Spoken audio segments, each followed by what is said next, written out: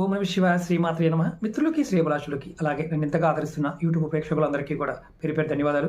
మిత్రులారా, మీ అందరికీ పరాదేవత ఎలవెలా మీతో ఉండి మీ మనోవాంఛ నెరవేర్చాలని మనస్ఫూర్తిగా కోరుకుంటున్నాను. చాలామంది మిత్రులు అడిగింది ఏంటంటే, బొట్టు ఎలా పెట్టుకోవాలి, ఏ బొట్టు పెట్టుకుంటే మాకు అన్నీ కలిసి రావాలి, దానికి మార్గం చెప్పని చాలామంది అడిగారు.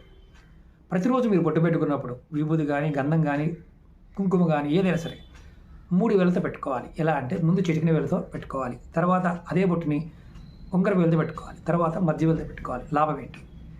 3 గ్రహస్థితులు అంటే సూర్యబలము, చంద్రబలము, బుధబలము, అలాగే శని బలం పెరుగుతుంది. అలాగే జనాకర్షణ, ధనాకర్షణ, ఆకర్షణ, కుటుంబంలో ఉన్న గొడవలన్నీ తగ్గిపోతాయి. రోజు బొట్టు పెట్టుకోవాలని ప్రయత్నించేయండి, మీ జీవితాలు ఖచ్చితంగా మార్పు వస్తాయి.